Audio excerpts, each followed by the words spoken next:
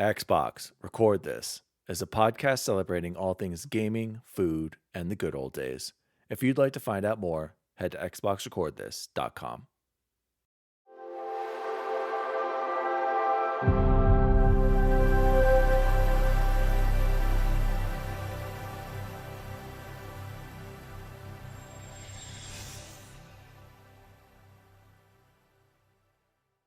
Oh, hello. DaddyDWALLY here, and welcome to Xbox Record This, episode 40. You guys, we finally made it. We have our first official guest, a person who is in the industry officially, unlike us noobs. We are so excited for today's episode. I don't even need to introduce my co-host and the assistant to the co-host and the assistant to the co-host. Who cares? Jose and Chance are here, whatever. Please give a huge XRT welcome to the man who earned 19 platinum trophies last year, a lover of all things Star Wars. He loves Halo Infinite as much as we do. He has the ultimate podcasting voice. He is one of the conductors on the Sony Pony Express with his buddy Kyle. He's the host and creator of The Trophy Room, a PlayStation podcast. Please welcome MrBadBit himself, Mr. Joseph Moran. Welcome to the show, Joseph. Thank you so much for being here. What a great intro that I only had to pay $5 for, you know? It's kind of like the scene in Game of Thrones where they're just riddling off Daenerys's titles. And he's like, Jon Snow, King of the North. Joseph, I'm going to disappoint you so much. I haven't seen all of Game of Thrones either. I've only seen most people. You don't need to. I've only seen. I saw season 1, and then I was like, "Oh, this is so slow." And then all of a sudden, something happens at the end, and I'm like, "Is it really worth it?" And then I hear at the end, I'll get to it. It's worth it. I know there's so much, but joining us, Joseph, up that $5. Well, no, here's the thing, Joseph. He actually paid. He's paying us by letting us use his audio and video recording equipment right now. Of course, the one time we have a guest, something goes wrong. Yeah, so does Joseph, he count as please, a guest when it wouldn't work without him? And he's literally hosting us. We're his guests tonight. Yeah. But welcome to the show. I'm like the guest producer. Thank you for having me, guys. I'm happy to be here. Hey, and we seriously though, Joseph, thank you so much for giving us your time and coming on the show. I know earlier in the year you were on Beyond, and I know that's a huge deal. Like for us, this feels like we're being called up to the big leagues right now, man. Just like I'm just sure how you were too when you got called up to Beyond, man. So that is awesome. I've been a huge fan of Beyond. I've listened to them since the Greg Miller and Colin days. So congratulations to you and thank you for being here, man. Thank you. Yeah, 2021 was a surreal year because I got to be on so many podcasts that I respect and hold great admiration for, like Beyond, like DLC, like P1P, and getting Greg Miller on our show. I get that feeling of like, this is someone I've looked up to for so long, and now is here, a person saying my name. That's crazy. So again, I'm happy to be here. I'm the type of guy that I don't really sub count is. I don't care what your view count is. You're a person just like me, and if I have the time, I'll try my best. And even that's to a fault, by the way. I'll open up all the DMs, and sometimes it's a mistake. Yeah, I know. I hear you talking about those DMs on your show, and I'm like, just it's okay, man. There's just a lot of haters out there being lame.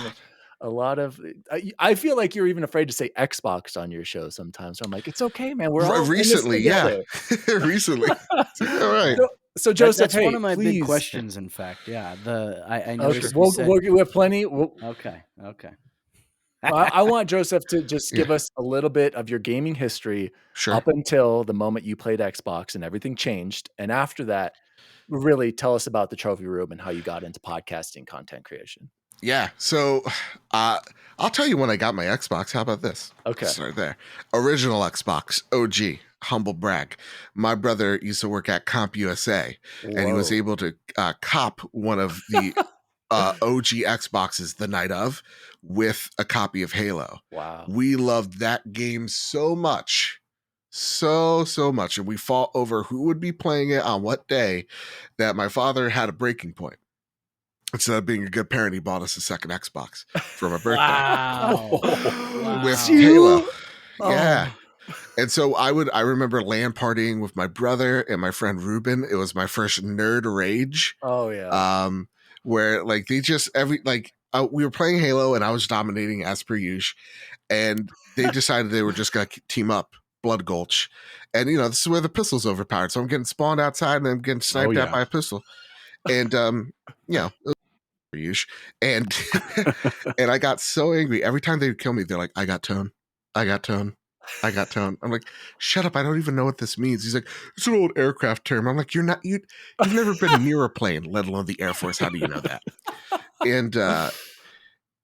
And I remember getting so mad. I hit my CVS branded TV.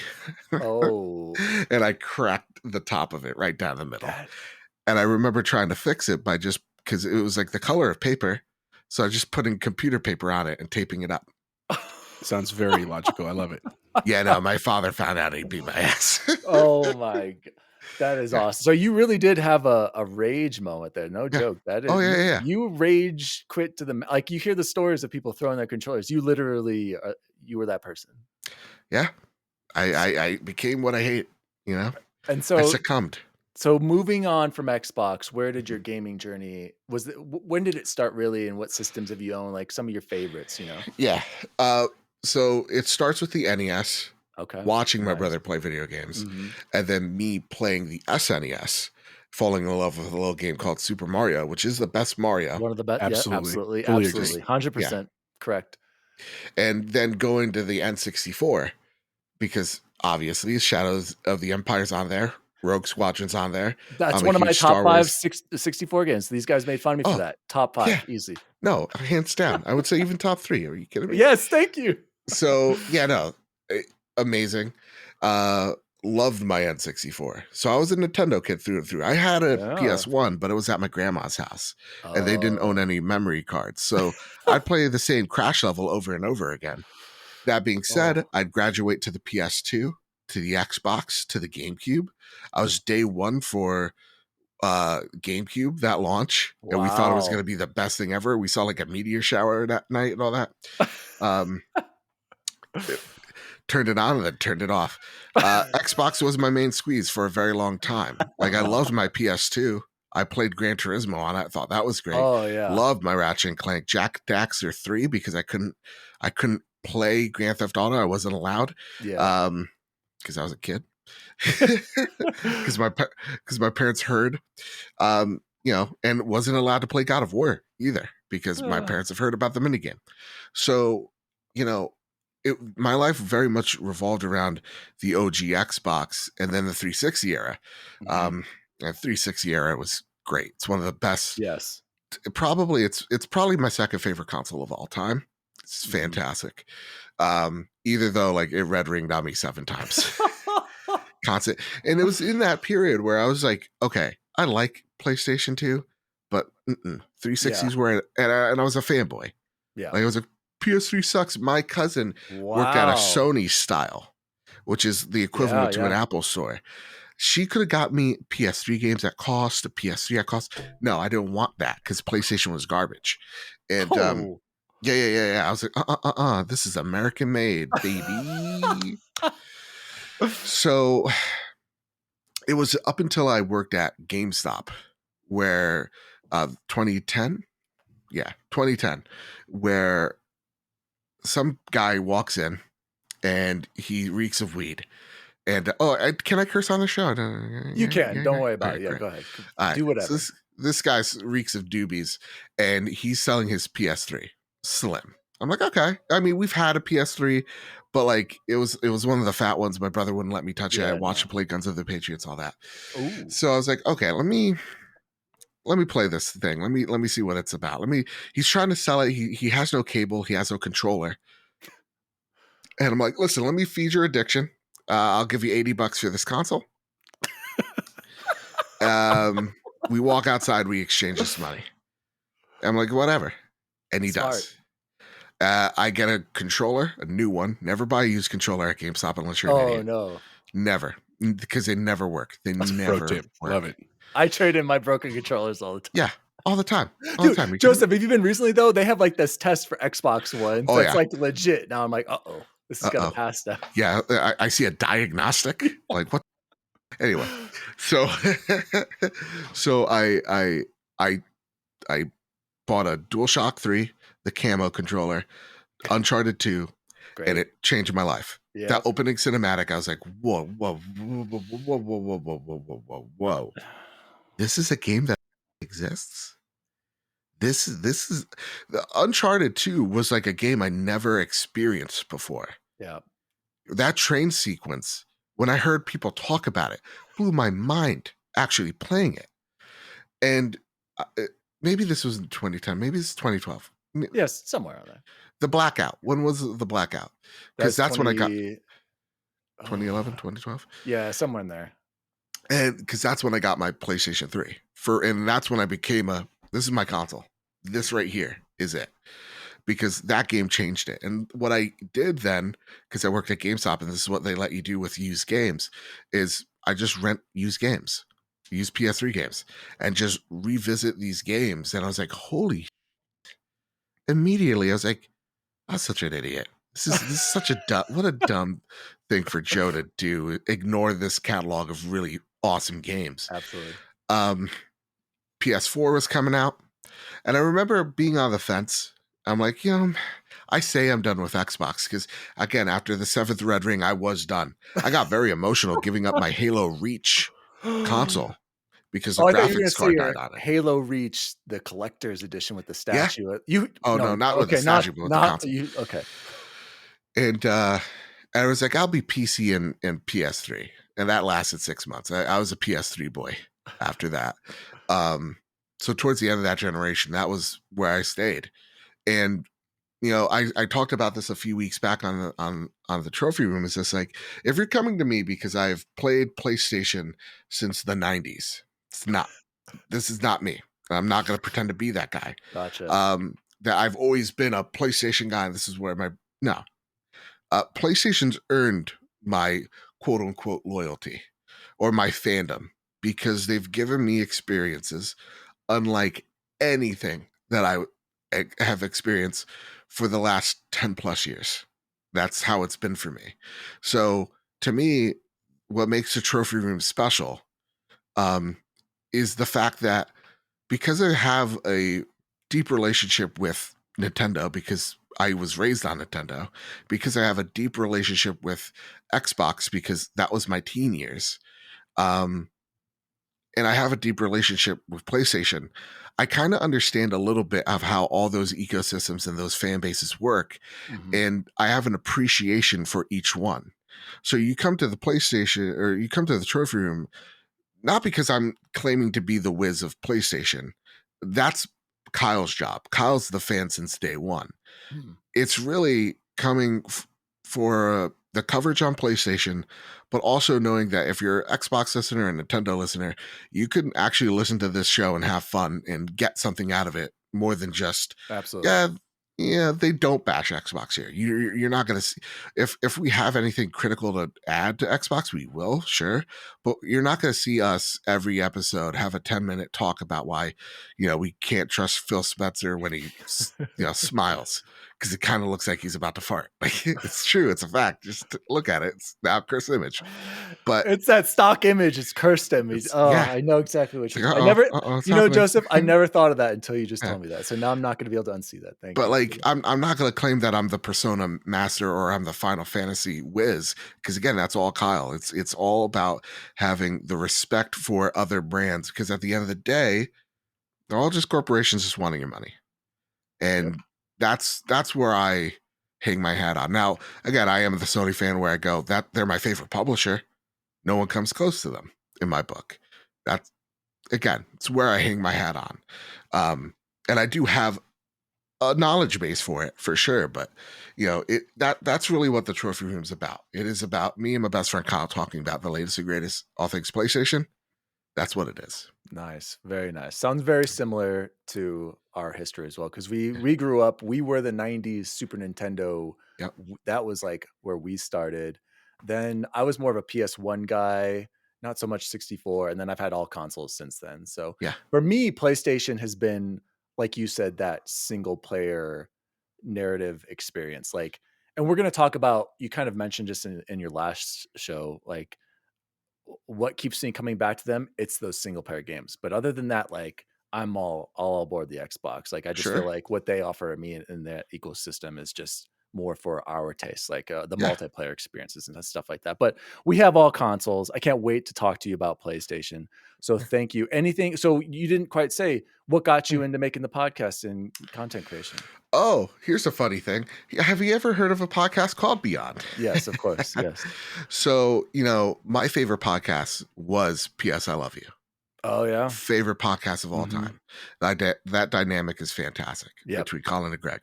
When they left their Went their separate ways, I was just like, well, I lost my favorite thing. Yeah. I'm gonna make it myself. It was kind of like the Thanos thing. I put the gauntlet on and I'm gonna Yeah. do this myself.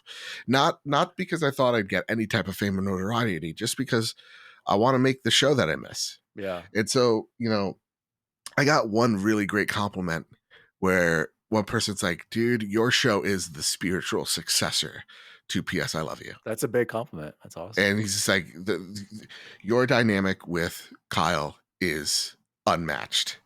And I was, and that was literally like a Twitter comment earlier today. And I was like, wow, Yeah. there's like, there is no trophy room without you two. I'm like, geez, that means something. Yeah. And we don't take that for granted. We try to be, and it's nah, we do no try. We are the most genuine, podcasters out here. What we say, we genuinely mean. We may not be the most correct at times, but that's what we try to do. So that's why we made this podcast, or I made it. My original co-host left, and I was like, well, I need a new one. And I picked my good friend Kyle, whom I met because of Kind of Funny in their community. Uh-huh. And really over the past, it will be 4 years, has been 4 years, of the show, we became best friends. And you could just see that as earlier episodes on to now. It's just two best friends talking to each other. That's awesome, man. Yeah. I can really relate to what you just said there about when I love PS I Love You XO. Like, even though, like I said, my PS3 was like my backup system, I was a diehard Beyond, and they were literally the only two podcasts I'd listened to, and Unlocked, I think Ryan McCaffrey's awesome, Yeah. And so you're right. When they went their separate ways, I totally relate when you say that there was that void. And I wish, like you, that I would have just stepped up and started an Xbox podcast back then. But it took me a little while seeing when Kind of Funny brought in the Xcast and Snowbike Mike, Yeah. and then when Defining Duke came on with, Last Stand and obviously Sacred Symbols, and when Lord Cognito came on, I was like, why those guys are just a bunch of pals over there, with Yeah. the Yeah, Lord, yeah. Iron Lords. And so, and that's actually how I found you, Joseph, was Look at that. I think Cog tweeted something about you, Yeah. something about, just reaching out to the community. I'm like, Joseph seems like a pretty cool dude. And I checked out your podcast. And when you wrote this week, I was like, you know what? Why not? I would love to talk to you about it. After listening to your show, I completely agree with you that you guys have a very genuine and inclusive community, and I really appreciate it.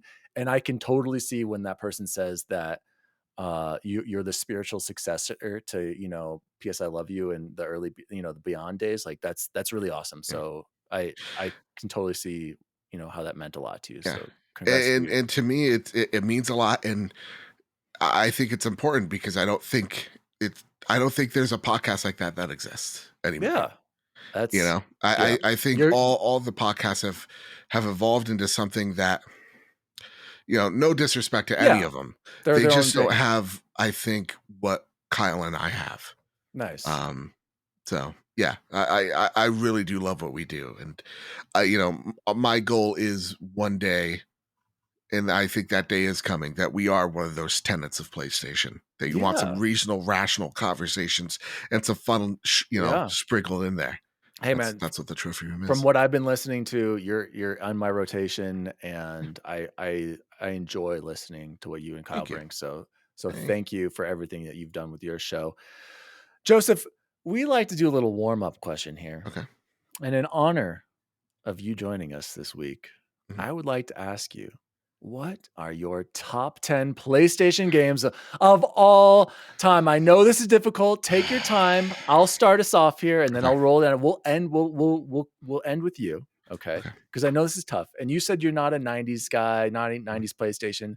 That's where Oh, a lot of mine don't, are. yeah, don't worry. All right. So I still got a few. Yeah. Okay, all right. So I'll go first, then I'll let Jose go. Chance, I feel like you and Chance are gonna have a lot because you're both Final Fantasy. Well, actually, you said you weren't big on Final Yeah. Fantasy, so never mind. I'll go first, BubbleBoy and gentlemen. Here we go. Number 10, Metal Gear Solid 2 on the PlayStation 2. Number 9, Journey, PS4. Joseph, that was the most incredible experience I've ever Yeah. had. I played that the day it came out on PS4, knew nothing about it, found a random guy who went with me the whole game. Incredible. We messaged That's each other awesome. after beating it. Like, that was incredible. Like tears, just one of those incredible moments. Journey, PS4. Wow. He catfished Number him. Oh gosh. Number 8, Gran Turismo, PS1. Number 7, Uncharted 2. Joseph, Uncharted is the reason why I'm a PlayStation fan as Oh, yeah. well. And anything Uncharted, I have to play. Joseph, fun fact, I have Hmm. every platinum trophy for every Uncharted game, Really? including the PS Vita Golden Abyss Oh, and wow. the PS3 ones and the PS4 remakes. I just need to figure a way Ooh-wee. to get this PS5, the one that just came out Yeah. with Uncharted 4 and Lost Legacy. Yeah. All right. I respect that. Number 6, Final Fantasy 7. Everyone puts this number 1. For me, it wasn't. PS1. 5, Metal Gear Solid 4, Guns of the Patriots. It's very cinematic, almost too cinematic, but that Yeah. man, Hideo Kojima, he just knows how to pull up my emotions going back to the old, what's that base called in Alaska? What is it? Chance? Where do they go back to? Shadow Moses. Shadow Moses. Number 4, Never Final. played a Metal Gear Solid. I know Oh, Shadow Moses. oh my gosh. I'm gonna lose it right Wow. here. Oh Wow. my gosh. Number 4, Final Fantasy 8. That was my favorite, you guys. The jumping graphics, the love story, the what is it? Gunblade. Oh, loved it. You and Kyle will get along. Oh, I can't wait to talk to him. Number 3, you had this worse than Lost Legacy. I deeply disagree. Uncharted 4, playing Crash Bandicoot in there, bringing everything together. The cinematics, I loved it. I loved Uncharted 4. That's like probably my favorite PS4 game. Yeah. Number 2, Resident Evil 2 on the PS1. And number 1, Joseph, Metal Gear Solid PS1. Changed gaming forever. Jose, let's hear your top 10. So mine are a little bit different, but I also was not as I jumped in between PlayStation times here. So my number 10 is Spyro the Dragon, because I started when I was young. I love the Spyro games. I think they're great games. I haven't played the remastered ones. I mentioned that before. Number 9 was Twisted Metal Black. I know Chance and I have talked about that. I loved those games as a kid. They introduced kind of the road rally version of them. After that, Horizon Zero Dawn, and I don't mean to put it so down on the list. I thought it was a phenomenal game, and I don't have a PS5. Eventually, when I buy one, I cannot wait to play the Hidden West. Like, it's going to be an awesome game. Next up, Silent Hill 2. I love the horror genre, and Silent Hill was like a mega franchise. I really hope they bring a new version of it at some point. After that, Metal Gear Solid. Again, I fully respect it's such a great game. Tomb Raider 2. I didn't know which Tomb Raider to pick. I had to pick a Tomb Raider game. They were just so iconic for the time, and I love where they've evolved today with kind of the reboots and stuff. Then Final Fantasy 7. I knew I had to throw it in there, but it's my number 4. Right? I didn't put it in the top 3. Then I actually put Spider-Man in my top 3 as my number 3. Spider-Man, it was such a great game. It really put the PS4 on the map. It was the reason why I went out and bought a PS4 just so I could play that game. Uncharted 4 is my number 2. I'm sorry, Joseph. I know you're not a huge fan, but it was also because I didn't play 2 when it came out. I didn't play 3 when it came out. Uncharted 4 is what kind of brought me back in, and then I went and played those guys. And then my number 1, you can probably tell from behind me, I'm a huge Resident Evil simp. Resident Evil 2 was my number 1 because that game changer. It changed the entire course of my gaming life, and now just playing 8 this year was one of my top games of the year. So those are my top 10. BubbleBoy, how about you? Yeah, so I was surprised they had a little more PS4 on here than I thought after I Well, went you've back played through more it. than I have. I have to tell Joseph I have a lot of Yeah. PS4 catching up on. Yep. So number 10, Ghost of Tsushima. Just absolutely loved it, and I think I'm still the only one out of all of our friend group to have played it. Number 9. Say, guys, you gotta fix Wait, that. wait. I Fun fact, you guys, I just bought it. You It just was bought it. on sale We were talking about digitally it. the other day. I am Oh, so hey, excited to okay. play it. So Okay. Mhm. that will Heck be yeah. corrected. All right. Good. Number 9, Death Stranding, which I would love to get some of your take on later because I get a lot of crap for that one, Joseph. Well, Number wrongfully so, because it's a great game. perfect. See, you see there, My and it first is not Kojima just- game, and it's weird. I love it. There you go. Take it from Yeah. him, guys. Don't trust me. Number 8, I get all kinds of controversy over this one. Days Gone, which I find to be significantly better than either of the Last of Us games. You're not, I didn't. You're not gonna hear me Whoa. and that. I will add that I Mhm, didn't mhm. play it until like 2 years after it came out. Fair so enough, I never because they experienced. fixed that game. I Woof. did never had a single problem with it. Number 7, and this is where it all kind of just falls apart, and it's all like my buddies there. Tomb Raider 2, had to have a Tomb Raider just like Jose. Number 6, Metal Gear Solid 4, Guns of the Patriots. Number 5, the original Metal Gear. Number 4, Uncharted 2. I love that you mentioned the opening. One of our warm up a couple of weeks ago was top 5 openers, and that one was at the top of all of our list, I think. Number 3, Assassin's Creed 2. Number 2, God of War reboot. And number 1, Final Fantasy 7. Pure Assassin's Creed simp right there. Wow, Top 3, I'm man. shocked. When I meant PlayStation, I literally meant okay. I guess I included Resident Evil on mine. So never mind. No. If you Yeah. associate a game with like, I get where he's coming from. I agree. All I right, agree. Joseph. Like I to can't. me, like if I play a Dark Souls game on an Xbox controller, that's like kissing my cousin. I'm still playing Dark Souls, but I'm playing it. And it's disgusting. That's how I feel about shooters and holding that dual sense in general. But let's go on, Joseph. Hey, let's keep it clean. It's all positive. Oh, he knows. I'm just. I'll fight him in the streets. How dare you? Look what I have back here. He sees the dual sense in my elite Yeah, over there. look He's at that. come on. Let's hear your top 10. I can't wait because yours is from a different perspective, and I appreciate that. Joseph, can I ask you really quickly? How old are you? I'm 12. I'm 12 years old. So my mom doesn't know I'm up this. No, I'm 30. okay, so we are 30. Said that out loud. Joseph. Oh, that makes us all sad now. Okay, Became I have real. a quick to follow that up. We are all about BubbleBoy's not there yet, but he's going to be in a month. We're 37. Are we middle aged? Yeah. Oh my god. Oh god. Yeah. Oh. Just embrace it, guys. You get old. That's our show, people. We loved having Joseph on. We'll see you next All week. right. Oh my If god. some guy goes, Joe, you're old. You're 30. I'm like, yeah, well, go.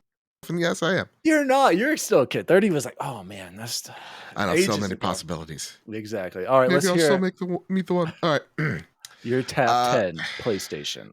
So the first 5 aren't in order. I truth be told, I don't know. I don't know the order. It's gonna be nuts. So Cypher Filter. Great, guys. Great game. Great game. Great. Honorable mention. Yep. Oh my god. The occult, like that creepy ass is weird as hell. Tasing Loved people until they fried. Yep. You get it. Kingdom Hearts 2. Okay. Yo, that music slapped. And then after 2, Joseph stopped caring, and then the series got mediocre. I'll take that one. I'll fight the Kingdom Hearts fans. Like, learn how to name your games first, and then come to me and say they're good. Ratchet and Clank Up Your Arsenal is my first ever Ratchet and Clank, and that's why it's there. And then this is where we get a little weird. Soulcom, Fireteam Bravo on the PSP. Okay. So, yeah. That was some of my first online experiences. Oh. Loved it. Loved it. And then we got Twisted Metal, but wait for it. Black. Head On. I don't even know what PSP. that is. It's the PSP version.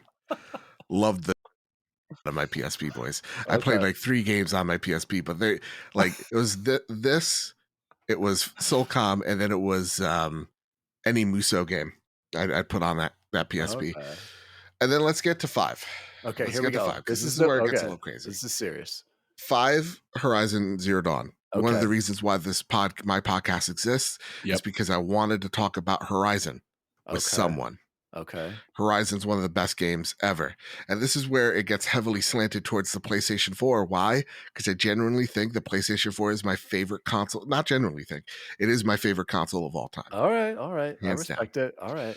So we got Horizon. Then we have Uncharted 2. Oh man, I have more than 10. Yeah, because I think you only did 4 Uncharted before. 2. Go ahead. Okay. Actually, no. We'll still have it. Don't worry about it. Then it is Spider-Man.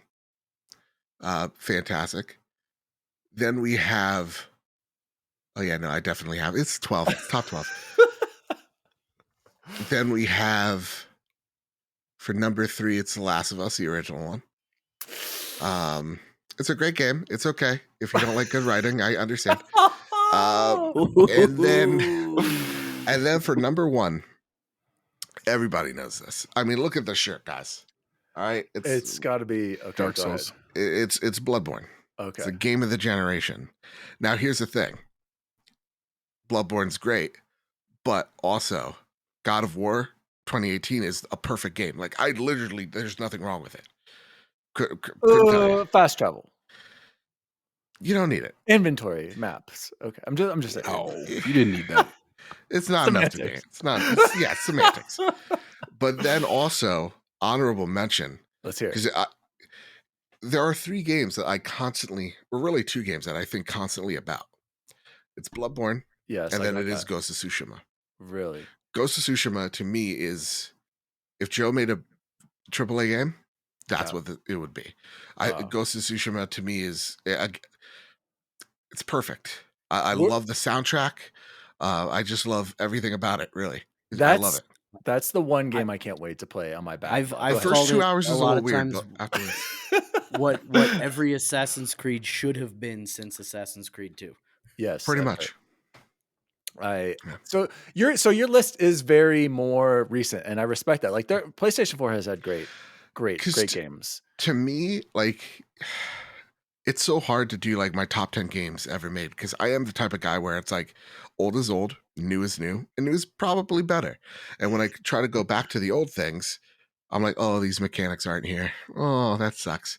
Like Call of Duty 4. Oh, this was the best Call of Duty. I'm like, actually, no, probably Black Ops is still better, you know? Like Halo, like, oh my God, Halo 1 is the best Halo. No, it's not. It's probably Infinite because the mechanics have just It changed are so much better. Yeah. The grapple shot. Oh, Yeah. So Grapple to me, like shot, my top grapple 10, my top 10 will change. It'll Yeah. probably be mostly PS5 and Xbox Series yeah. games. No, I hear you. But some of those classics do still hold up relatively well. Like Super Mario Sure. Brothers, you can still pick that up, and Super Yeah. Mario World, and that's still a great game. Great example, BioShock. BioShock is a masterpiece as well. I just played the remaster trilogy recently, and just played Infinite. I'm like, man, these games are good, They're and still good. even that Halo was, with Jose, the that Bungie was on your heritage, best man. openers, right? Yep, the BioShock opener, yeah, and Rapture. Oh Yep. yeah. Oh yeah. yeah, dude. Yeah. So awesome list there, Joseph. Really appreciate it. I like hearing the different take, becoming a PlayStation fan later on. And I mean, I can talk to you about some of those games, especially here's the thing with The Last of Us, Joseph. I yeah. think it's a very good game. Sure. I don't know if it's a master. I guess my problem was the ending. I was so disappointed in Joel. And I You're get supposed that's a to be. part. I know, but like to me, I was just like so selfish. Like I can't. Chance, back me up. He on saw this. too much of himself in it, and he was like, I can't. And getting You're so supposed to. connected to Ellie right away, a little, questionable. You're the villain. That's awesome. That's a twist. Here's the thing about Yes. The Last of Us actually has. I'm gonna say something very reductive and it's gonna come out like a fanboy. I get it. Last of Us is one of the rare games that actually has good writing. And let me be real here. I love Mass video Effect. games. They're my favorite. Hold up.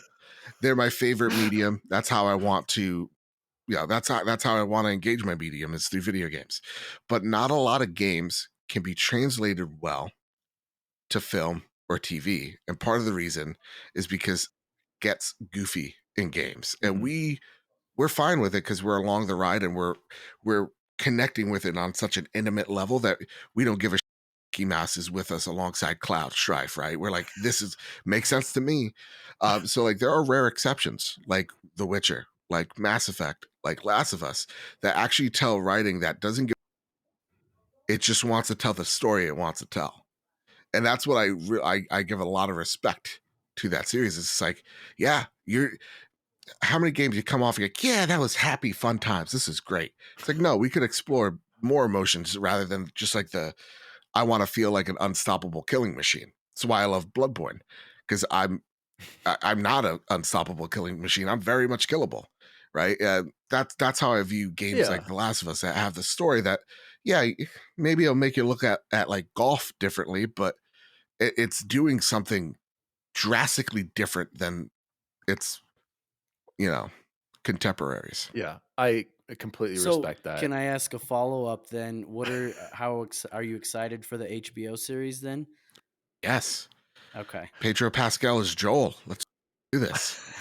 Yeah. Okay. Yeah. And right. Dan will get mad if you spoil who else he's played, so don't say anything about that. But what?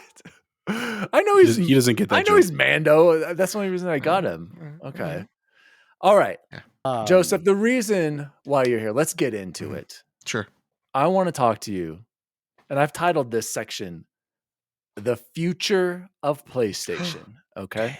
All right. We're Xbox, record this, but we're a podcast celebrating all things gaming, food, and the good old days. That's why PS1 is the greatest PlayStation console, but we can talk about that another time. That's fair. To set this up, Joseph, I have to ask you a quick question. And guys, jump in afterwards because I got to hear Joseph's thoughts. He's been talking about it on his show. I don't want you to repeat anything you've been talking. I know you've talked a lot about Bungie. I could talk about Bungie all day. We're gonna get through some of stuff, but here, set this up. Let me ask you this: Are you a Game Pass subscriber? Yeah. Okay, then best service in games. Okay, well, okay, good. So keeping this service in mind, along with the rumors of Spartacus and these live service games that PlayStation is aiming for, and the recent acquisitions from Xbox and PlayStation, where do you think the future of PlayStation as an ecosystem, as a brand, is heading to? And I like to point out, I liked what you said. I said this earlier about what is PlayStation doing to keep their players there and engaged. I'm the perfect example, like I said, of somebody who comes there for the occasional first party games, and then my PlayStation 5 collects dust because I'd rather be on the Xbox ecosystem, and plus the superior controller. And where's the back button, Sony? But where's my back button for my DualSense? Dude, why is that attached to it not here? Seriously though, Joseph. Honest to God, it's the best attachment. Yes. I liked it more than the Elite controller because I didn't have to spend $200 on something that would break it here. Exactly. I don't want to spend $250 for a scuff PS5. That's insane. I got this my Elite for $140, and I traded in 2 normal controllers, and I had credit. I only spent $60 on this bad boy, and I love it. It shouldn't be that though. It should be just $20. You plug it in the back of the. Oh, it's so okay. Good. Sorry. I want to shake Jim Ryan. And you it just like, oh man. Okay. And then the colored face, they're just we're going to release this once everyone's pissed off, and then they're going to have to buy it from us for $40. Okay. Anyway, Go ahead. Please. Where do you think PlayStation is heading? What does this acquisition mean to you? Do you see them following Xbox and obviously Game Pass? Is that for better, for worse? I'm embracing the future, Joseph. All these people are like, oh, it's bad. You just said Game Pass is the best deal in gaming. I want to hear your thoughts on where do you see PlayStation going, considering they are more traditional. They're not like Nintendo traditional, where Nintendo does they're on a whole nother planet compared to everyone else. Talk to me, Joseph. So let's talk about the metaverse and NFTs. We're going to be buying little pictures and claiming them as our own. We got our own little monkey man. Mine has glasses. That makes it different. Blockchain. No. Future of PlayStation's on an app. I'm of the mind of anybody that says hardware's dead. No, it's so alive. If they could sell you something, people like the physical thing still. They just want it simplified and streamlined. I don't think it's on a TV. I don't. I think it's on an Apple TV. I think it's on a Fire Stick. I think it's on whatever the Google has. One of those. That's what I think the future of PlayStation is. It is very much, here's this box. It's still important to us. It's still where you'll be playing your games natively. But the PlayStation brand and its IP, they got the taste of the PC. And man, oh man, do they like it. And so that's where they're headed. It's on an app. They're going to have their own storefront on that app, and you're going to buy PlayStation games there. And to me, when we take a look at Game Pass, which is, again, best deal in gaming, PlayStation's going to make something that's going to make their fans happy. You know, a lot of people are like, how are they going to answer Game Pass? With whatever they want and with whatever to make people go, you know what? All right. You know, Disney is not Netflix. Disney's like Netflix in many ways, but it's not a one-to-one. I can't just watch Black Widow on it day one.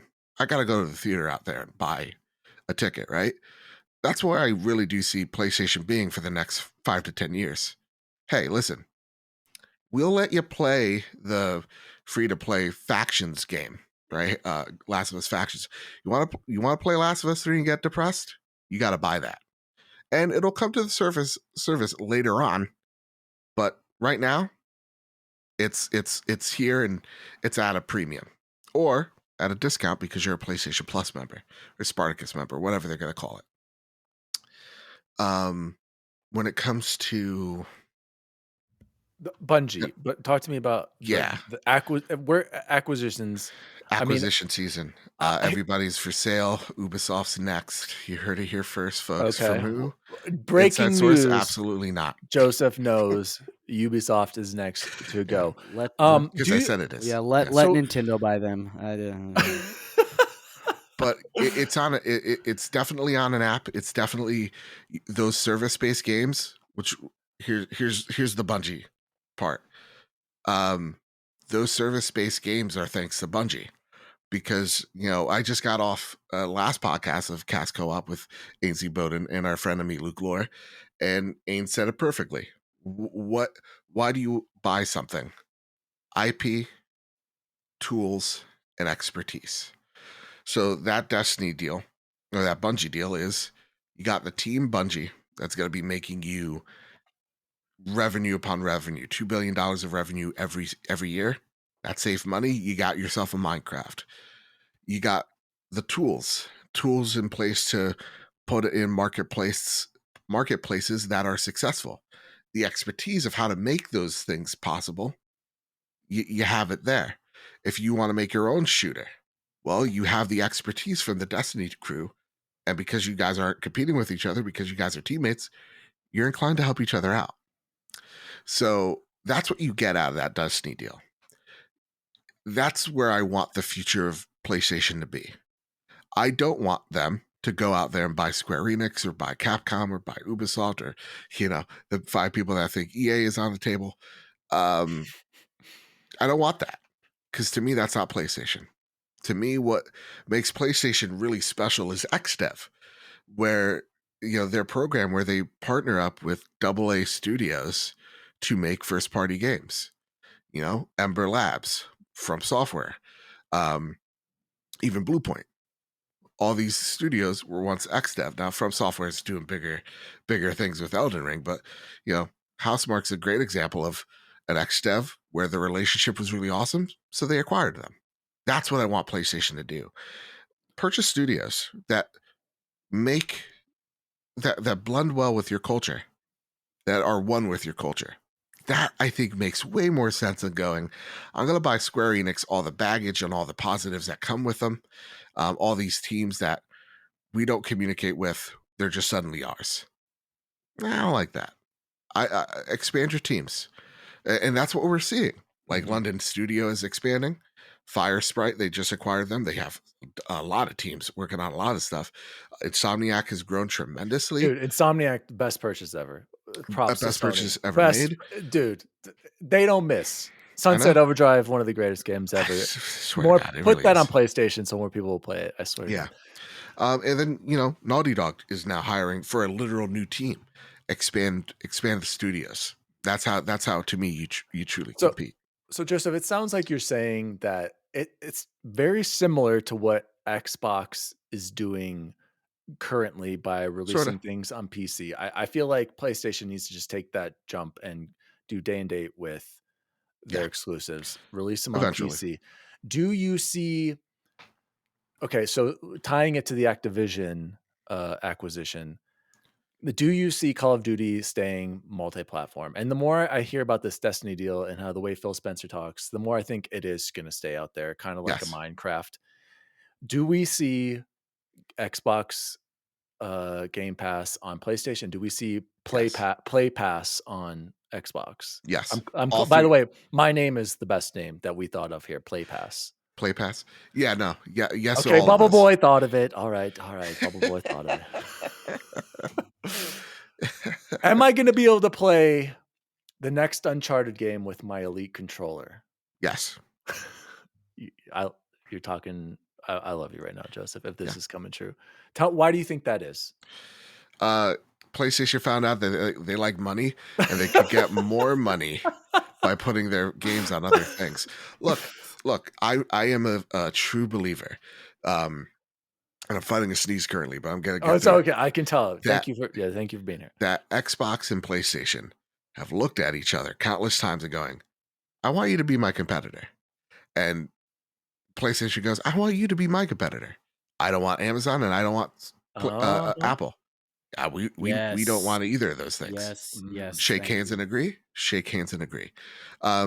I definitely think Call of Duty, when Phil Spencer says our desire, that's a want. So he wants Call of Duty to stay on PlayStation. Our is the way the dictionary works. It's relating to previous statement. So our is speaking to what he's just mentioned, PlayStation. So we want Call of Duty still on PlayStation. Why? Because you get more money that way. The incentive enough that this game, again, cash cow, but it's also on the decline. So why the do you want to make your audience upset at you while your game's already on the decline? It is literally article just out today talking about it. So yeah, you don't want to piss that player base off. Keep it where it is. And the incentive for Xbox is the marketing and the Game Pass subscription. And That's it. Bargaining chip with Sony, like, hey, you got to give us something in return, right? And what that is who Game knows Pass what on PlayStation. if it's not, I mean, or a bigger percentage or Play Pass on Xbox, who knows? But I feel like a lot of people, Joseph, and I know you're not one of these people at all, but like, this is an exciting time regardless. Like all this stuff, I feel like is going to end up being way more positive in the long run than what people are freaking out about over here. You know, like this can only be good for us. And like you said, we'd rather these companies be owned by PlayStation, owned by Xbox versus owned by Amazon, owned by Tencent, owned by Facebook, Google, etc. Like it can only be a positive. All right. Right. Yeah. No, only a positive. There's only good things that benefit from this deal, guys. Like, to me, it is Xbox going, listen, we're going to throw you a bone like we threw Apple a bone in the 90s. We're going to let Call of Duty stay here. And we want to put other stuff on your platform. Like, let's give Colin credit. He broke the story of Halo was on DS, right? Mm-hmm. At one point. They were in talks to put the Master Chief PlayStation on PlayStation. PS4. Microsoft does not give a shit about the box, guys. They really don't. No. They want to sell you on Game Pass. Whatever box they could put Game Pass on, they will. And that's so even if it's a Game Pass Lite. So they're literally saying, hey, listen, we know we're sort of cornering the market here. We'll let you have Elder Scrolls. We'll let you have all this, but it's on Game Pass. It's on this app and people pay for it, and it won't be as one-to-one. It'll be a streaming equivalent, but better than nothing, right? Yeah. And you get to keep Call of Duty, which very much affects your bottom line still. So let's talk. Yeah. And just that extra line of communication. Well, you will have one day PlayStation going, all right, so really there is a ceiling to this 100 million. Well, console sold. Well, let's just put it on PC. We just saw that with God of War. It's paying dividends for them. Their eyeballs have just turned into money signs. So there's going to be a day where they're just like, let's just put this thing on let's put this app on Xbox. Let's just see how it does. Yeah. And you're going to see people come in there. I would not be surprised that you're going to see PlayStation multiplayer games on Xbox. You're already kind of starting to see it with MLB The Show, but you're going to see, that Last of Us factions. Who knows? Anything could happen now. The rule book, doesn't exist anymore. Completely agree. And I think you mentioned this before on your podcast. You said how Bungie is this income to fund those single player narrative games. And I just wanted to tie that back into, I feel like a lot of people are missing out. Like Sean Layden, he mentioned this on his way out. He's like, these AAA single player games are getting too expensive to produce. We need to figure out a way to get these out quicker and to get them out more efficiently. This is how you do it. Like everyone likes to dog Xbox for getting like, how do you expect them to compete and catch up if they don't have the talent? Like, sure. Real talk. They spent $77 billion to catch up to PlayStation. If you're a PlayStation fan, take that. Take absolutely. Take that as the compliment. Exactly. Literally, they had to buy Legacy with Bethesda, and then they had to buy the exclusivity, like Diablo and whatnot. So trust me, Microsoft knew that they had to pour big money in this to not just catch up, but to compete on a big level, and they are. Yeah, and to make money, they're going to make so much money from both of these huge acquisitions. I just feel like, Joseph, a lot of people, like even like when I listen to Colin too, he's always like, I just wish, Xbox would do it like Sony, where they built it from the ground up, and that's all great. But Xbox, I've kind of argued, is always, they've never had the luxury of time. They came into this game way after Nintendo, after Sony. Everyone thought they were a joke when the original Xbox launched, and what they did, like with the Power On series, I'm sure you've watched it. Like, it's some incredible stuff. And these guys, like, that's a good ideal, like to start from the ground up. But like, that's just something, especially now, after the Xbox One generation, which was a disaster. Like, they don't have that luxury of time. And like, if they want to be serious about this, they got to get that talent. That time was 10 plus years ago when Microsoft thought this was still a cute little idea. Yeah. And Satya Nadella really came in here and was like, oh, actually, no, this could be something. And Phil convinced them on the service message, and they're like, actually, this is how many times have Microsoft totally missed the boat on a awesome idea? Windows Phone had it, Zune had it. Gosh. Exactly. So they're like, let's not miss this opportunity. The Kinect, we didn't miss that though. That was so cool. Exactly. You're a huge Kinect fan. Huge. But when I take a look at what Microsoft, of course they have to buy it. It's a scary thought that these games that we love may go away one day from us, right? But again, that's the leverage for Microsoft. They're like, well, they don't have to. Come. There's 17 million of you. That's revenue for us. So to me, when we stop getting into the console war nonsense of whose box sold better, and it's just like, well, we want to put an app on a thing, that becomes a way more easier idea. Again, you could get word processor on an iPad. This is not like a new age thought, right? Yeah. So, you could put Windows on a Mac. Again, they don't give a shit about the box sales. They could be bragging about it right now, and they're not. It's about that sub. So, to me, Colin's like, I feel about to like walk off a cliff. But it's not that bad. It's not like this is just where it's going, right, man? Like things change. Like, if not them, who else? Like, it was gonna be Tencent because EA didn't want to merge. Dude, It was gonna be Tencent or Apple or Amazon. It was gonna suck either way. It's, again, devil I know or the devil I don't. I don't know. So to me, it's like, I get it. All of a sudden, the paradigm shift, right? But to me, it's really more about, okay, suddenly Crash Bandicoot is an Xbox mascot, and that's weird. But Bungie, you still don't have Santa Monica. You still don't have a Naughty Dog. You still don't have an Insomniac. These studios mean something. Sucker Punch now means something. you still have some of the developers in the business. So to me, I'm like, you're still not really panicking because, dude, your games sell 20 million, 15 to 20 million copies. That's huge on one platform. Jesus. So yeah, we're not in a bad place. We're in a vicarious place. We're in a place that is unknown. I get that. That could freak out some, but Jim Ryan's a businessman, and he's made PS3 or PlayStation brand extremely successful in Europe, and now he is in charge here in a position of power that he could really make some deals. So to me, PlayStation's still in a good spot.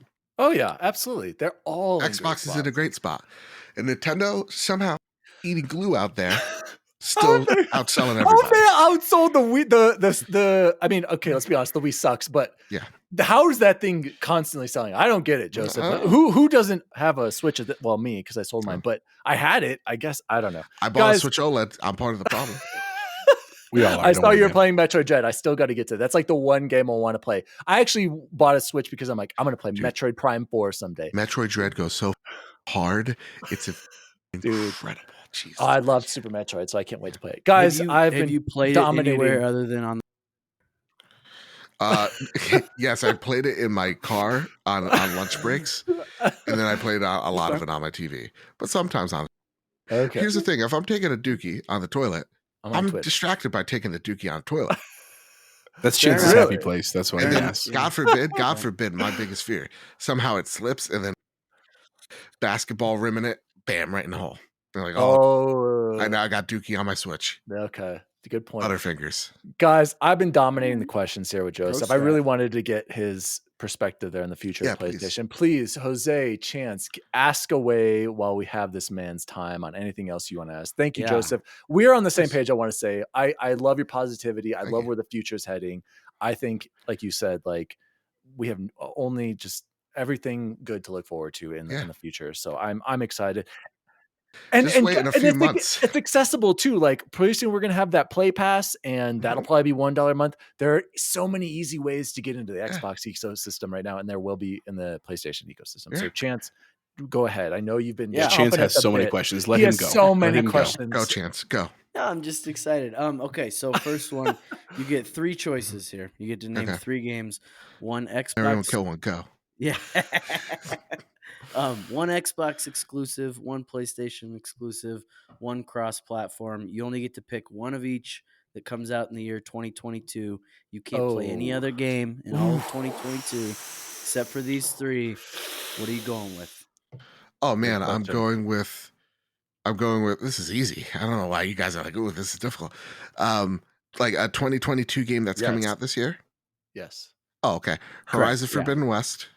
That's my PlayStation game. PlayStation, yeah. Elden Ring, which is my cross-platform game. I knew it, and love it. And then Starfield. Yeah, that's easy. And here's the thing. Here's the thing. Starfield, I have no idea what it is. I'm not really that excited. Nobody knows. But I know I could sink hours into it. Oh, triple-digit hours, easy. See, like you're all about those third-person narrative games. I'm a Bethesda simp. Like I don't know what it is about them, Joseph, but I could play the crap out of Skyrim and Fallout. Yeah, and you're like, oh my god, the way Todd Howard wears a leather vest or whatever. He's literally said that multiple times. The Todd father, Jose. I mean, ask away. I figured that was the right answer, but I ask it. I'm just curious. Yeah. I like it. I like it, Chance. So I'm just curious, man.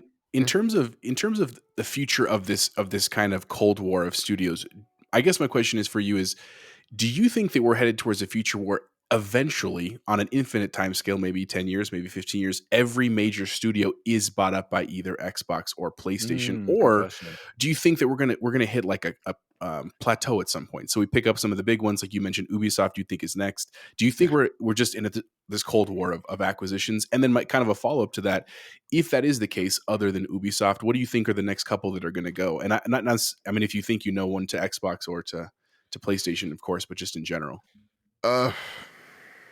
It's not to Xbox, not to PlayStation. It's Amazon. That's the devil I'm scared of. So like, you got to think of the next 2 years are where acquisitions are going to get crazy, right? Inflation's at an all-time high. Crazy. but as inflation goes down, you have money now that's going to be less and less valuable. So you're going to want to throw that money in a pot now more than ever. You know, I don't know how crazy Microsoft's going to get with their next acquisitions. I'm not a fucking betting man to say that they're done with AAA, AAA publishers. studios, yeah. But at the same exact time, man, close to $70 billion deal. Yeah, even if I was Joe Biden, I didn't need anybody to at me on Twitter to look into it. Tech companies are already under a lot of scrutiny for being way too powerful and destroying our democracy, aka so, to me, that's where the danger lies. It's in Facebook and it's in Amazon. Companies that are way too powerful already and have way too much money that they could do whatever the with. So to me, it really is. So Sony's position is, all right, let me capture as much marketplace that I can right now with the money I got. All right. Papa Sony gave me $15. I got to go make these studios and make this happen and get transmedia properties so it makes money for my company overall. That's my goal. We are still the market leader. We're still doing awesome, but we need to expand it a bit. We need to invest big sums of money into this. And honestly, like Ubisoft, probably, I don't know who's going to buy them, but someone's going to. EA's going to merge with someone. The EA literally said we're in the business of acquisitions. Yeah, we're not to be acquired. We're here to because they want to be huge. They want to be massive. So it's anyone's game. So then, on a more lighthearted note, then the other question I had, and then I'll pass it back to Chance because he really did have a bunch. Was so let's envision let's say 2 years out. Let's just pretend this dream comes to reality that now we have cross-platform online services where I can go play PlayStation games on an app on my Xbox or on PC or whatever. Mm-hmm. How much are you willing to spend a month for this service? Because we talk about that all the time for Xbox Game Pass. Like we're grown men, we have jobs and families. Like paying $15 a month, even though most of us are not actually paying that right now for Game Pass, that's nothing. That's a normal part of our budget. But the question is, like, at some point, we're pretty sure Microsoft is going to raise their prices, and eventually Sony will too. Like, what is that? Like, is it $50 a month and you feel like you're still getting a deal? Is it $100 a month? I'm just curious what your thoughts are. Yeah, we're about to reach this point, even with streaming. It's like, how the like $400? Yeah, right? with all the services, it's crazy. Yeah. So the one thing about games is that there's awesome microtransactions, NFTs, blockchain technology that makes gaming more accessible than ever. You can make a free-to-play game like Fortnite be worth billions of dollars. So really, they could keep that cost low enough, but there will be a day, like the Game Pass number right now, that's a growth number. That's a number that they know they can't maintain. Once this thing gets to 50 million subs, it's going to go up a couple of bucks. How much? Only time will tell. But remember, Disney Plus was like $5 at one point, right? Yeah, with its giving it away for the first year. Yeah, and then they got 100 million subscribers, and the first thing they did to celebrate was upcharge everybody a couple of bucks. First thing Xbox is got to do to celebrate, upcharge you a little bit. That Games with Gold thing, where they jacked up the rate horrendously to try to push people on a Game Pass, dude, that was a test. That was a let's see what happens and how much people will freak out. It's going to be like a frog in boiling water. You will not notice it until you're like, oh, I'm paying how much for what? That's a good analogy. How all of them work. That's good. That's how all of them work. It's not me trying to be a negative Nancy on Game Pass. Again, it's the best service in video games, hands down. Anybody telling you differently, even at $25 a month, great. They got room to grow, but it's going to go up eventually. Right like on. all things. Right on. Very quickly, Joseph, do you think PlayStation will be purchased by someone, or do you think they're still just so set in the way they would never let that happen? I'm sorry, say that again because I was blown in. Sorry, do you think PlayStation will be bought out by someone? Like someone will acquire PlayStation? Okay. No, really? not PlayStation. Dude, the way that we're coming into this Blade Runner future that everybody's just like somehow okay with, Sony's gonna get bought out by someone. They're not a big company. No, they're traditional Japanese. They're never. Yeah. They're worldwide now, though. Yeah, they're worldwide. Trust me. Papa Tim Apple could knock on that door tomorrow and go, we have more money than most countries. That's what I'm afraid of. So he's bigger than probably half of the countries. I don't want to. Don't answer that. Actually, real talk. Tim Cook's probably looking at his options, going, "Can we do this? Can we build our own console that's overpriced because we're Apple and we can do it? And people will Or buy it. Yes. will we just buy it like we bought Beats and then just go with it? I guess. I don't know. We You got the Dr. Apple Dre fanboy for over free. there. Yeah. Anyway. That being said, though, Apple doesn't usually acquire bugs. Okay. Yeah. Chance, I know you got more. Come on, give him some more questions. Yeah. What's the best fast food chicken sandwich on the market right now? Oh, excellent Fast food question. chicken The sandwich? hard questions right there. Wow, getting right to it. I mean, it's not too difficult. Yeah, guys. this is crack Okay, journalism. wait a at its second. best. Yeah. We will not hold It's- back. Best chicken sandwich, like accessible chicken sandwich, is a spicy chicken sandwich from Wendy's because it's just everywhere. You could just get it. It's like a 5-minute drive from my house, right?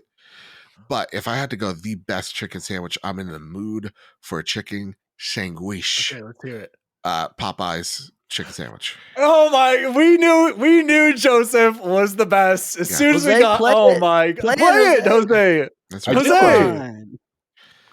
Oh helps no, that- it's not working. Oh yeah. No, it won't work because different program. But understand there was applause. Spicy or original Oh. chicken sandwich there? I with either or. Oh It my just really gosh, depends on Joseph me. is the best. I know. Okay. Okay, and then- Bubble and Boy, just you're because I fired. have Joseph's on our to- show now. Fair enough. And I have to have the follow up. Is it Uh-huh. do you get fries or is it standard 2 sandwich? Standard 2 sandwich. Oh my god! Popeye's fries suck, dude. They suck. Popeye's sides just suck. They're not Just very give good. me, yeah. All the chicken, like even Chick-fil-A, well, no, their fries, I got with their They're fries. But it's okay. not like, yeah. I'm not going there. Go, oh, fries. No. Oh my gosh, I'd love to get into the what food have we been eating, but Joseph, I gotta ask you, this has been great. Chance, do you have any other questions or any video game related questions? I mean, I have a Book of Boba Fett question. no, we can't Is do it that. spoilers? Yes, Chance spoiled it for Not us for last you, it's week. not. He said something. No, No, oh my gosh. Okay, we're moving on. Sorry, Bubble Boy. You can't ask. Joseph, I got to ask you. Me what- and Chance are like eye fucking each other with like oh quotes my for this gosh, episode. stupid! I can't. I can't wait. Okay, I'm gonna guys, watch. how it. I'm about gonna this? watch it. Don't look in the chat, Jose and Yeah. Dan. Don't look in the chat. No. Don't even God. mess with me Oh, right shit. now. Okay. Anyway, I'm Joseph, already we doing it. like It's to sent do right a now. segment called "The Good Old Uh-huh. Days," Okay. and for this week, we're just kind of skip it. We don't need to go back to the good old days. We're talking. Yeah. I want to know what we all have been playing. And Joseph, I'll go first. I'm a Souls noob, right? I've never played. Oh, God. I know. Uh-huh. Do I play a previous Souls game to be a true gamer? Do I play Sekiro, Dark Souls No. 3, or Bloodborne? Or do I just skip all of them and go straight to Ghost of Tsushima? Play Ghost of Tsushima. You're going to have Okay. a great time. Okay. You don't need to challenge yourself. You just go have fun. Be I a saw samurai. I saw Cut you in half. you tweeting about Sekiro recently. Yeah. Okay, Joseph, my gamer Yeah. score is over 240,000. I'm almost at I'm a wreck. 250. Okay. Yeah. I also have 24, 20, somewhere in there, platinums. Okay. When I play PlayStation, I go for the plats for the most part if I Yeah, love the game. absolutely. Do I need to play a Souls game to be considered a true gamer? Or No. has my work spoken for itself? All right, real talk. Yes. If you play games, you're a gamer. That's my limit. If you like Star that. Wars, it's the Star Wars rule. If you walked into the prequels, you like the prequels, you're a Star Wars fan. If you like Okay. the OG, you're a Star Wars fan. Even though If they're you like the terrible. sequel Okay. trilogy, okay, but you're still a Star Wars fan. Whether you like or dislike The Last Jedi, it doesn't matter because as long as we know that the Force is with us, Okay. that's all that matters to me. So you're a gamer no matter Okay. what. That being said, I don't like this whole like left hands and like games are for everyone type of things. Okay. Because like not one game can service everyone. Yes. No. But games I are meant think- for an audience or for certain people. True. Some games are difficult, and some people don't want that difficulty. And those games are not meant for you. I'm playing a difficult ass game that I know I cannot beat, but I'm enjoying myself. But I also know there's going to be a limit where I'm not going to be able to play it, and I'm going to walk away from it, and that's fine. So, to me, you don't have to play Sekiro. The game's hard as shit, but God, is it so good. But if you wanted to get into From games, and honest to goodness, they're not that difficult. They just take patience. You got patience, you could solve a problem. You could beat a From Software game. Play Bloodborne. Okay. Because it's a bit more rewarding, a bit more forgiving, because you could get your health back if you pattern. That's where you want. Sekiro's strict. Got it. Where is my Bloodborne patch and my PS5 upgrade? It's with the remake that Blue Point's making. Okay. Then I'll wait for that. Guys, what have I been playing? Very quickly, this is going to shock you, Joseph. I had never played Max Payne 3. I went back and bought 2, played 3. Man, that game has not aged well. On our XRT rating scale, Joseph, of is it worth your time? Is it worth your money? Time being the ultimate currency. Absolutely, this is a must play. Money, play it at this amount. And then down below, is it not worth caca? I'd have to say that Max Payne 3 is not worth caca, and I think BubbleBoy would agree. Why that game has the most bizarre cutscenes with flashing lights and strange cuts, all this random stuff, random dialogue, just not a good game, guys. You don't need to play it. I see how it built into Grand Theft Auto 5. I see the backbone right there, but it's past that. I've also played Dead Island for the first time. Never played any of those. I played Dying Light, went back and played Dead Island with FPS boost and, all the goodness of the Xbox backwards compatibility. I had a fun time. I see how it molded into Dying Light, if I'm not mistaken. So it was okay. It was not a great game, but I enjoyed it for what it was. I needed something to, just to get my change the palette cleanser after, Max Payne 3. And then I started The Messenger. How did I miss this awesome platformer? Joseph, I don't know how you feel about, those older games, but here's the thing. They're not here. Here's a beautiful thing. Messenger is too hard for me, and I'm fine with it. I suck at 2D games. Did you play Ori? I suck at Ori. I know. Oh, no. See, that's my bread and butter. I appreciate that game. Yeah. And that's okay. So we can move. But here's where I wanted to make you proud, Joseph, because of you. And because I have a huge backlog. Last night, guys, I started Horizon Zero Dawn. And I have to say, I'm very impressed with it so far. I'm getting a lot of Tomb Raider vibes. I'm not going to lie. A lot of Tomb Raider reboot vibes. You're going through the land. You're picking up stuff just like she does. I have to say Tomb Raider does a little bit better. She just grabs it. She doesn't waste time holding it down to pick it up, But the bow and arrow, the stealth, I'm intrigued. At first, a little slow with the young Aloy. I was like, oh no, is this Assassin's Creed 3 again, where I'm playing as young Connor and I'm just gonna hate life? I was like, oh gosh. I was not gonna lie, you guys, very concerned.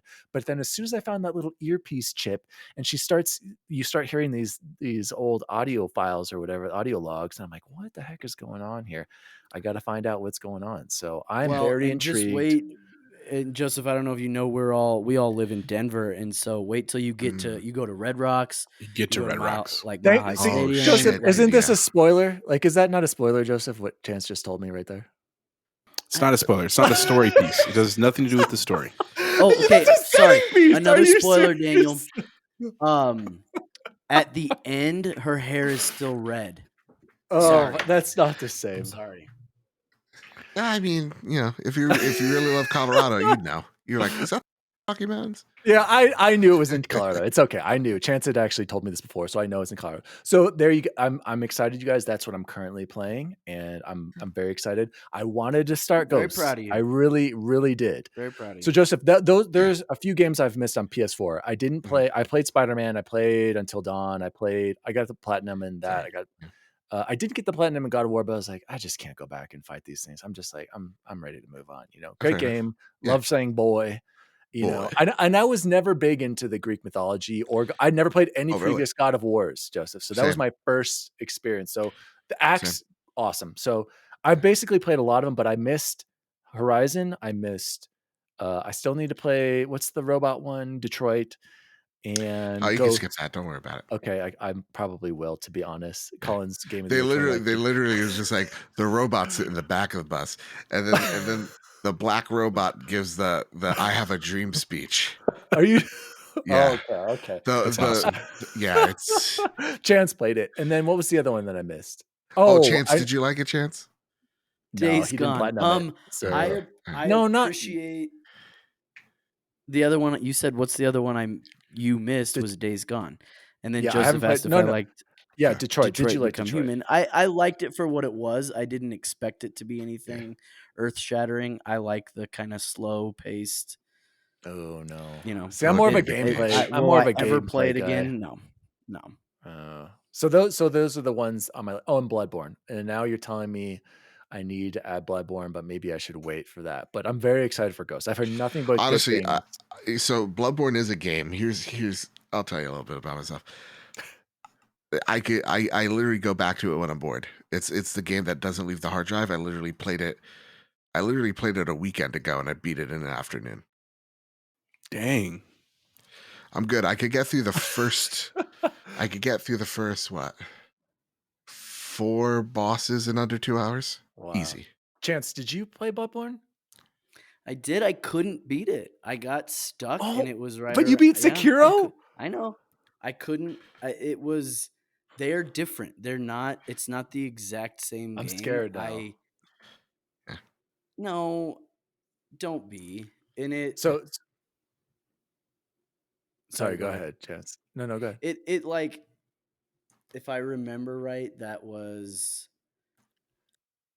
early. That was. Oh wait, Sorry, no, you dang got it after. No, I got it after. I want to say it was right when Spider-Man came out, and then I got into Spider-Man, and then I never picked it back up. I couldn't do it. I know. I feel very defeated about it, but I do plan to pick it back up when. I don't know. Maybe Joseph, you have an insider take on this. Are they making any more PS5s? Is that a thing? Can I get one? Eventually in time when Let's Dude, the we whole try, global situation happens. Our nerd chat of like 10 dudes, we're all like, I'll get you, like, I'm working right now. You try to get this. I've gotten a few. We've been trying, and we can't compete with them bots. No, It's what, Chance, it's better anyway, because by the time you get one, maybe the back button attachment will be out. So it's all And Eric's gonna let me borrow his over spring break and try Returnal. Oh my gosh, you're gonna play so much. So BubbleBoy, what have you been playing? Forza, the new series came out for Forza just today, actually. And again, just pure fun, right? We go back to, what is the point of a video game? The point of a video game is to have fun, have a little bit of an escape that is safe and what I will call socially acceptable, right? You're not hurting anybody. Sure. It's just fun, and you can pick it up and have fun for 5 minutes and have just as much fun as if you picked it up and had fun for 5 hours, right? Like I've accomplished things both ways, having fun, and Halo, obviously, and then I finished the Gunk. The Gunk was cool. It was another one of those Game Pass only. Glad it was there. Would have never had played it otherwise. I will look forward to anything else that comes from them. It wasn't earth shattering, but it was worth my time. Okay, nice. And then Chance, I saw that you were almost at 1,000 for Forza Horizon 5. That's pretty impressive. Like I did that for 4, and I'm we haven't even talked about trophies and achievements, Joseph. I can't believe this, but we don't want to get sucked into that. And that Eliminator, man, I can't believe you got that. Well, it is, again, admittedly, a lot of luck. Like, I want to be proud of it, but there's so much luck involved in where that final spawn is too. Yeah. And you can kind of don't hit a tree. Trees are avoidable. It's the rocks that you can't see going up a hill and coming down the other side. Gotcha. Jose, what about you? What have you been playing? So, like you, I felt guilty about not playing any of the Soulsborne games, and so I'm in Dark Souls 3, and I really struggled for the first hour. There was a part I got stuck on that I told Dan the other day. Last night I was chatting with him. I probably played this section 60 times. Like I beat the same guys 60 times, and I just couldn't do it. And then I finally beat this fat knight. I don't forgot his name was. And now I'm cruising, and I really like it. And I love the way you said it, Joseph. They're not hard; they're about patience. Like, because you wanna go in and attack and tap, but then you lose your stamina and you get destroyed. Basically, is what happens. And so you have to really be calculated and stuff. And so I'm learning that flow now a lot, which is really great. I understand why our boy Javiz likes him so much. So playing a lot of that. Still playing Halo. really pumped to hear the news that they finally fixed Big Team Battle. So we'll play some of that this weekend with the boys. And other than that, I actually downloaded and played the first fight of Mortal Kombat 11 just because BubbleBoy said I needed to play it. I want to see the story. I mean, I like the Mortal Kombat stories, even though I know they're kind of cheesy and they're a stretch, but I want to finish that too. That's in there for just when I need a break from Dark Souls 3, waiting for Elden Ring to come out. Oh, by the way, guys, I noticed with the Tenrai event in Halo, I feel like I'm not going to unlock everything. Is that correct? Yeah, there's three. There's three that you were gonna miss. I don't understand because okay. Is that Joseph? Do you know what's going on with that? I think they're like, I know Is it there's gonna come 3 back? in stone events, right? And you get, I think, 7 levels during each one. Yeah, something like I thought Which I I had been will get unlocking them all. Ghost of Tsushima ask from it. Pisses me off. Yeah, and It I know, will that's a come cool back mask. like next month. Yep. It will come back Okay. next month. Oh, I'm pretty sure. okay. I think it's like a once a month thing. Okay, because you only see February. I'm like, is this coming back or anyway? So Joseph, why don't you close us off here with what you have been playing? I'm very curious because you play a lot of different games and I love it. So let's hear it. When does this show premiere? This will be on Monday. Monday? Oh Hand of yeah. God?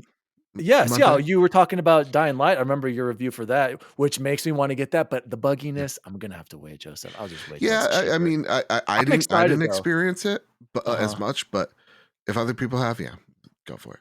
So Okay. you said this premieres on the 7th?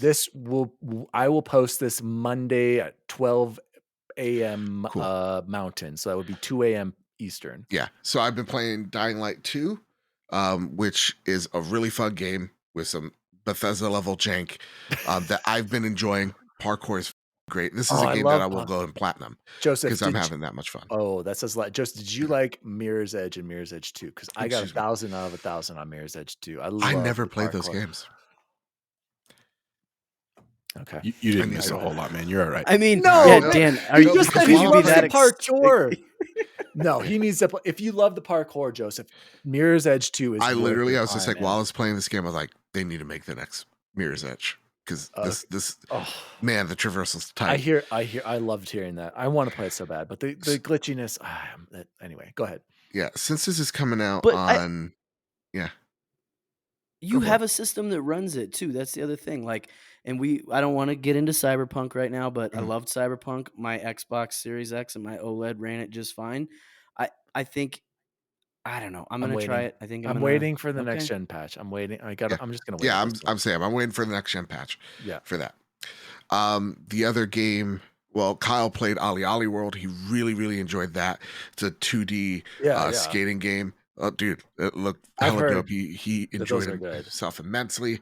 And then I've been playing Sifu by Slow Clap. Game is exactly what they want. This game is DualSense awesome. Gameplay itself is brutal. You don't in this game. This game is, if you want that From Software challenge, you're going for Sifu. Yeah. It's hard as all hell. But man, oh man, am I really, really digging it because the fights are just unlike anything I played in a video game. And they'll too, where it'll like all of a sudden it becomes the hallway scene in Daredevil, where like it just changes perspective and you're kind of in this like 2D-ish plane and you just have like all these guys is coming at you through this hallway and you're just it feels so good. It feels so good when you do everything right. Unfortunately, some of the enemy tells are just way too hard right now for me. Now I haven't beaten it. I'm midway through, but right now it's a really good game that I know is going to be very divisive because it is one of the hardest games I've played. Okay. Yeah. Okay. And when does that come out? I forgot when. The 8th, I think. That comes out on the 8th tomorrow as of this episode. Oh man, the reviews are on Sunday. Okay. So and then Dying Light, and then is it Horizon or Elden Ring next? Horizon. And then Elden's at the end. Okay. Yeah. Wow. That's when I'm so glad I'm trying to plan our COVID getting time so we can just miss 10 days of work. and just hopefully you get Omicron and yeah, roll the dice on it, dude. You know, I'm sure nothing bad will happen if you do that. You sneeze on me, yeah. Oh, Yeah, man. open your mouth, whatever. You could be like my best friend Bobby, who died from it, or you could be like my best friend Amy, who had an inconvenienced week. So, Oh, roll the dice. You was either get he a 20 or a 1. was he vaccinated? Do you mind me Oh, asking? Bobby? No, unfortunately, he was not. Oh man, He didn't get the chance to But my best friend was, and all she had was a really bad sniffle. So Dang. Sorry, Yeah. I man. got it. I Well, almost I died. am but- really sorry to make light of that. That was not. It's my a joke. intention. Hey, oh no, I'm really upset. Let's everybody. Let's go to cancel. He said sneeze in my mouth, and I took that personally. Don't worry. The joke is I made you feel bad. I'm laughing about it. It's good. We're all fine. With that, let's. Well, yeah, the go third ahead. theme of this show Let's, is talking shit to me, so I think Let's see. It's and very see, true. It's very See, true. Joseph, everyone gives me crap when I'm saying BubbleBoy is fired, but now you know why. So let's go. Let's close the show, gentlemen, like we always do. Joseph, what was the best food you had this week? Or do you want us to go first? Do you need to think about it? Yeah, you guys go first. Okay, I'll go first, gentlemen. Allie made a great, pork tenderloin with barbecue tonight. It was great. But you know what the best food was I had, you guys? What's that? Yesterday I had a basketball game, came back on the way Popeyes. back. Dude, Popeyes is too far. You know that's not an option. I know it isn't far. Popeyes. So I stopped at Taco Bell, you guys. And my gosh, that slapped so hard last night. I got chicken quesarito, cheesy bean and rice. Chance, unfortunately, they got rid of the bean burrito, the chili cheese burrito standard from our middle school days. It's something else now. So I got a chicken quesadilla. I mean, come on. Can you go wrong with that, you guys? So shout out to Taco Bell. Surprisingly, Jose, I did not get a spicy chicken sandwich yet this week. So I have nothing to add to our tally. Oh, wow. I thought about it today, Joseph. No joke, but I was like, no, I got to get home. I can't stop to get this chicken sandwich. And the traffic, I was like, I got to get home. Fair enough. So that was the best food I had this week. Jose, what about you? What was the best food you had? So this last weekend we went with my in-laws to Red Robin. We hadn't been there in a long time. I had the Whiskey River barbecue burger, classic burger with some unlimited Red Robin fries. And then also Tuesday was Chinese New Year, which is cool, Year of the Dragon this year. And so my mom called me that day at work and was like, hey, I want to buy you Chinese food. And I was like, that's kind of strange, but thank you so much. I really appreciate it. And so we had the Imperial Dragon. It's a local Chinese place. It's really good though. So shout out to Imperial Dragon on Sheridan. It's the best food I had this week. Nice. And shout out, the best burger at Red Robin is not what Jose had. It is the Royal Red Robin where they put an egg with bacon on your burger. That is the best burger at Red Robin. BubbleBoy, what was the best food you had? Somebody fire this guy. The Aurora version of Taco Express is called Tata's, believe it or not. And every time you made that up. No, go Google it. Tata's burritos off of. I am not Googling Tata's. That's not going to go well. Yeah, like Lynn's gonna call you in. Mr. Martinez, you're fired now. You know that, right? You can't Google that on a school computer. No, it's Tata's burrito. Their mascot is a donkey. None of it makes sense, but they make damn fine food. I had a Colorado burrito, which, if you don't know, is potatoes, steak, guacamole, pico, cheese, all the good stuff. And you can't beat it. And their name is Boobies. I don't know what else to say. No carne asada fries for you. So I usually get the carne asada fries. Yeah, I'm I was not gonna allowed say. to when it's 8:00 in the morning and I'm with my wife. So I went with something that sounded more like a breakfast burrito, even though it's not. And Cora Okay. even looked. She's like, "Daddy, it doesn't look like yours has eggs in it." I'm like, "No, they're just down. They're down there further. I already ate those." So and then you turn down and you turn to her and you're like, don't be a narc, all right?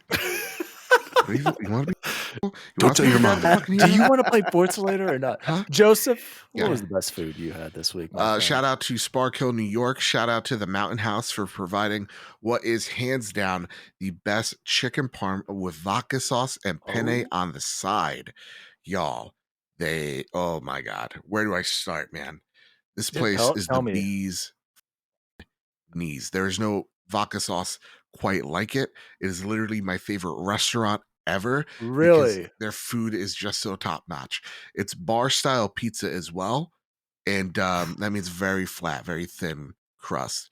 But yeah, unlike anything else, man. And my brother got it and he actually drove back home and it was still hot. It's a 40-minute Amazing. drive. That's amazing. And it was just like, oh my God. So It was that's borderline. It was Did he almost a steal one sexual of those experience. Domino's cars?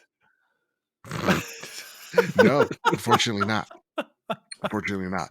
But here in New Jersey, saying that is against the law. What's Is this? that Tatas with the? Oh, You yeah. can't see it, Chance. You're all blurry out there in Kansas, wherever you are. Sorry about that. Sorry, it's real. Kansas. Joseph. Yeah.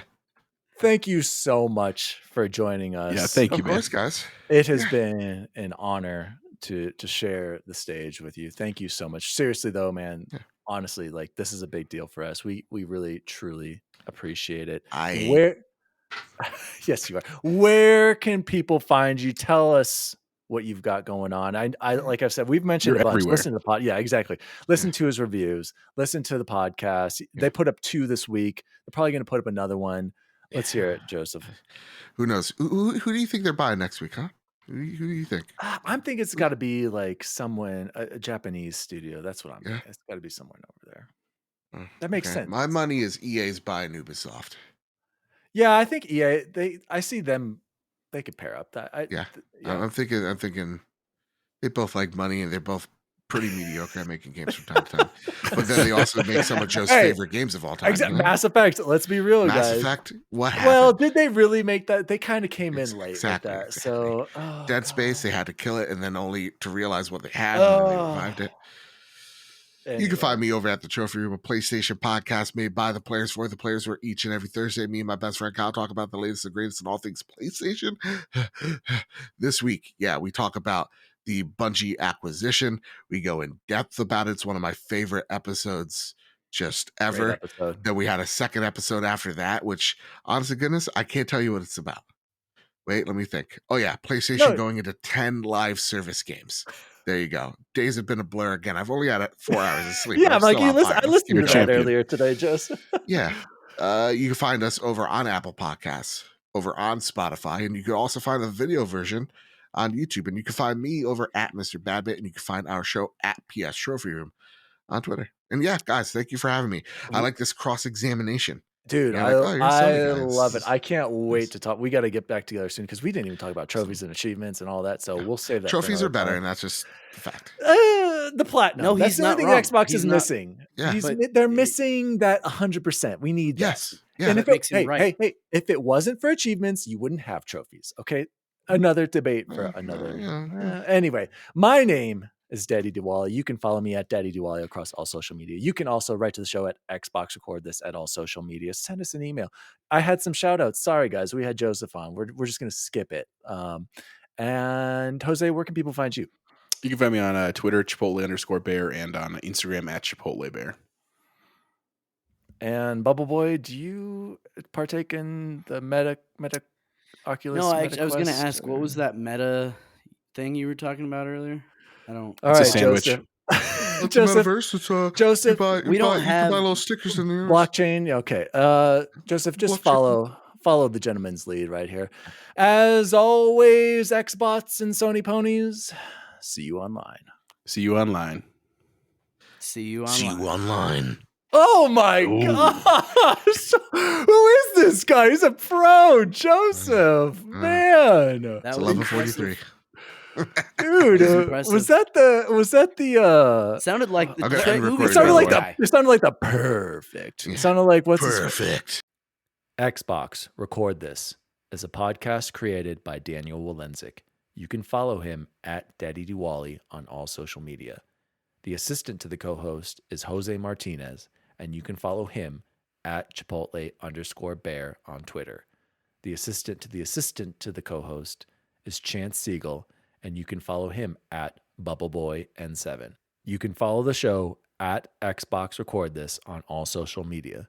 If you'd like to find out more about the show, visit xboxrecordthis.com.